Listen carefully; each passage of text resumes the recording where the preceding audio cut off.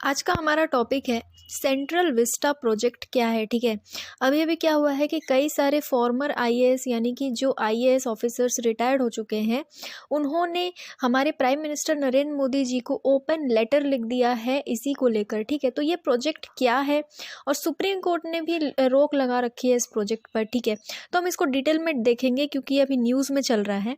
तो चलिए स्टार्ट करते हैं। पहले तो देखो करंट न्यूज़ में क्या है कि अभी अभी एक ग्रुप है रिटायर्ड सिविल सर्विसेज का, यानी कि कई सारे रिटायर्ड आईएएस ऑफिसर्स ने हमारे प्रधानमंत्री जी को ओपन लेटर लिख दिया है। ठीक है, जिसमें उन्होंने ये बताया है कि अभी जो सेंट्रल विस्टा प्रोजेक्ट जो रीडेवलपमेंट प्रोजेक्ट है, ये मैं आगे आपको बताऊंगी ये क्या है। तो ये इस प्रोजेक्ट को लेकर उन्होंने असंतोष जताया है, मतलब उनको पसंद नहीं आ रहा है इस पर पैसे खर्च करना। ठीक है, उन्होंने कहा है कि क्यों अननेसेसरी प्रोजेक्ट्स पे आप पैसा लगा रहे हैं, इससे अच्छा आप हमारे देश की जो सोशल प्रायोरिटीज़ है यानी कि जो सोशल डेवलपमेंट के काम है या हेल्थ सेक्टर या एजुकेशन सेक्टर पे आपको पैसे लगाना चाहिए। इस तरह के प्रोजेक्ट्स में आपको पैसा वेस्ट नहीं करना चाहिए, उन्होंने ऐसा कहा है। अब हम डिटेल में देखते हैं कि ये मैटर क्या है। देखो, आपने अभी कुछ टाइम पहले भी सुना होगा कि हमारे प्रधानमंत्री जी ने नए पार्लियामेंट बिल्डिंग का फाउंडेशन स्टोन लेड किया है। ठीक है, मतलब कि ये जो सेंट्रल विस्टा प्रोजेक्ट है ये भी उसी से रिलेटेड है, क्योंकि इस प्रोजेक्ट में एक बहुत बड़ा रीडेवलपमेंट किया जाएगा।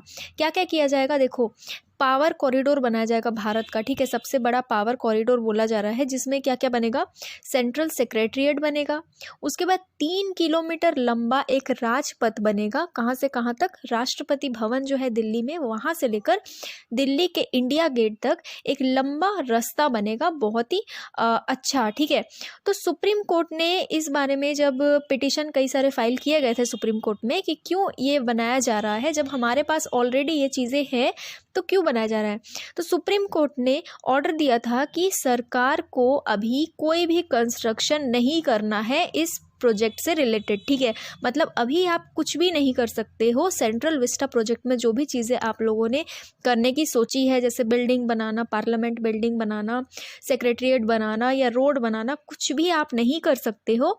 सुप्रीम कोर्ट ने हमारी सरकार को, सेंट्रल गवर्नमेंट को वार्निंग दी थी कि आप कोई भी काम इस प्रोजेक्ट के तहत नहीं करोगे जब तक फाइनल डिसीजन हम नहीं दे देते हैं। ठीक है, देखो जब इस प्रोजेक्ट का अनाउंसमेंट हुआ था उसके बाद कम से कम 10 पिटीशन फाइल किए गए हैं सुप्रीम कोर्ट में इस प्रोजेक्ट के खिलाफ कि ये प्रोजेक्ट नहीं बनना चाहिए, ये रीडेवलपमेंट प्लान कैंसिल कर देना चाहिए हमारी सरकार को। तो सुप्रीम कोर्ट ने इन पिटीशंस को देखते हुए अभी ये कहा था कि भाई मैं हॉल्ट कर रहा हूँ इस चीज़ को। सुप्रीम कोर्ट के जजेस ने कहा था हम इसको हॉल्ट करते हैं, अभी इस पर रोक लगाई जाती है, अभी कोई भी कंस्ट्रक्शन आप नहीं कर सकते हो। ठीक है, लेकिन अभी अभी हमारी सरकार ने ये कहा है कि कंस्ट्रक्शन शुरू होने वाला है। जैसा मैंने आपको बताया, नया पार्लियामेंट जो बनने वाला है, मोदी जी ने भूमि पूजन किया है उसका। ठीक है, तो सुप्रीम कोर्ट ने कहा है कि भाई हमने जब मना किया है कि आप अभी नहीं कर सकते हो कंस्ट्रक्शन, तो आप प्रेस में कैसे रिलीज़ कर सकते हो कि अभी कंस्ट्रक्शन शुरू होने वाला है। उसके बाद वहाँ से पेड़ वगैरह भी हटाए जा रहे हैं। ठीक है, ट्रांसलोकेट किए जा रहे हैं, जबकि ऑर्डर सुप्रीम कोर्ट ने दे रखा है नवंबर 5 को कि अभी कुछ भी नहीं किया जाएगा, कोई भी चीज़ अभी स्टेप कोई भी गवर्नमेंट नहीं उठा सकती है इस प्रोजेक्ट को लेकर। तो सुप्रीम कोर्ट भी अभी थोड़ा गुस्सा है। ठीक है, ये कह सकते हो आप।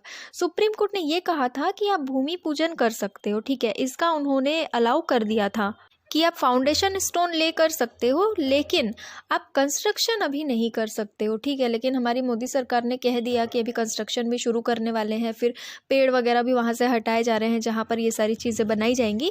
तो सुप्रीम कोर्ट ने भी असंतोष जताया है और हमारे आईएएस ऑफिसर्स ने भी खुला लेटर लिख दिया है। ठीक है, हमारी सेंट्रल गवर्नमेंट का ये कहना है कि अभी फ़िलहाल जो बिल्डिंग्स हैं, पार्लियामेंट की बिल्डिंग है, सेक्रेटरीट की जो बिल्डिंग्स है दिल्ली में ऑलरेडी इतने सालों से, और सेंट्रल गवर्नमेंट के जो ऑफिसेज हैं, फिर प्राइम मिनिस्टर का जो रेजिडेंस है जहाँ प्राइम मिनिस्टर हमारे रहते हैं, फिर वाइस प्रेसिडेंट का जो हाउस है दिल्ली में, वो सारी जो गवर्नमेंट रेसिडेंस है या गवर्नमेंट ऑफिसेज हैं, अभी हमारी सरकार बोल रही है कि वो इनएडिक्वेट है, मतलब वो अभी पुरानी हो गई है और अभी किसी काम की नहीं है, मतलब उतने काम की नहीं रही है, बहुत पुरानी हो गई है, तो हमें नया बनाना चाहिए, ये उन्होंने कहा है। ठीक है, तो सेंट्रल विस्टा प्रोजेक्ट के अंडर प्राइम मिनिस्टर्स रेसिडेंस को शिफ्ट किया जाएगा, यानी कि अभी जहाँ पर है वहाँ से शिफ्ट करके साउथ ब्लॉक में बनाया जाएगा जहाँ पर पीएमओ है, ठीक है। प्राइम मिनिस्टर ऑफिस जहाँ पर है वहीं पर प्राइम मिनिस्टर रेसिडेंस भी बनाया जाएगा। उसके बाद वाइस प्रेसिडेंट का जो नया हाउस बनेगा वो भी नॉर्थ ब्लॉक के पास बनाया जाएगा, ठीक है। तो जो हमारा पार्लियामेंट है उसके नॉर्थ में और साउथ में ये दोनों चीज़ें बनाई जाएंगी, इसलिए इसको नॉर्थ ब्लॉक और साउथ ब्लॉक कहा जा रहा है, ठीक है। अब इस प्रोजेक्ट के मेन पॉइंट्स देखो। हमारा जो नया पार्लियामेंट बिल्डिंग बनेगा, जो पार्लियामेंट बिल्डिंग कॉम्प्लेक्स बनेगा वो ट्रायंगुलर शेप का बनेगा, ठीक है।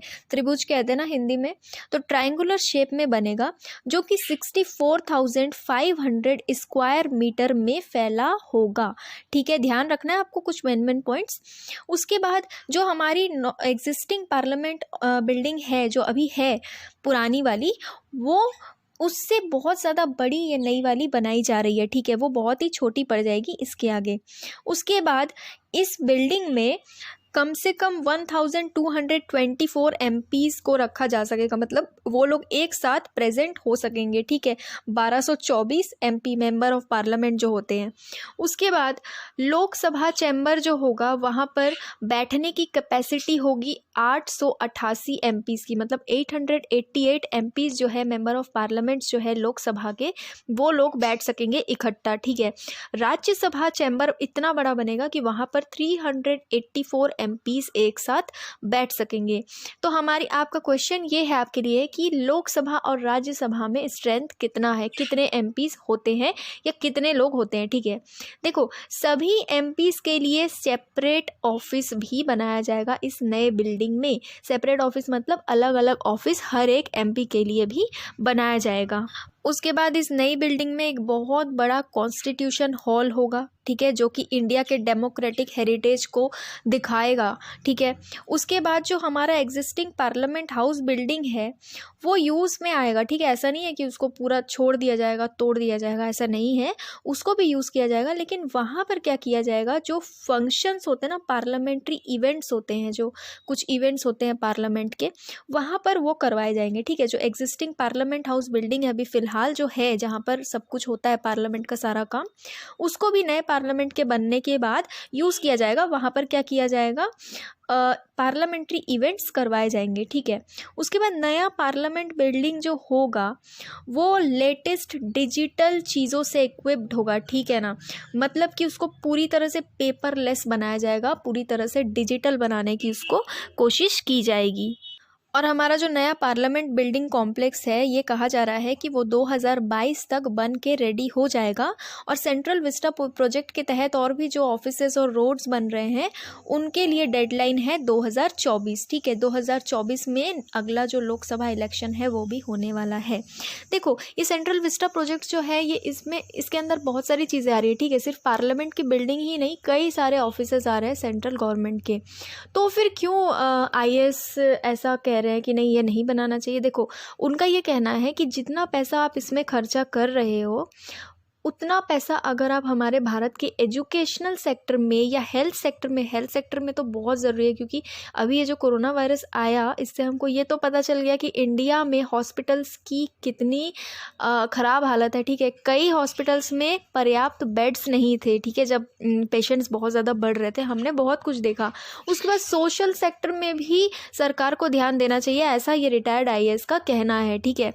उसके बाद बहुत ज़्यादा खर्च करना भी अभी ठीक नहीं है, क्योंकि देखो हमारी इकोनॉमी की हालत भी बहुत ख़राब है ना, आप सबको पता है। हमारी क्यों, पूरे वर्ल्ड की इकोनॉमी पूरी तरह से चौपट हो चुकी है लॉकडाउन के कारण, ठीक है।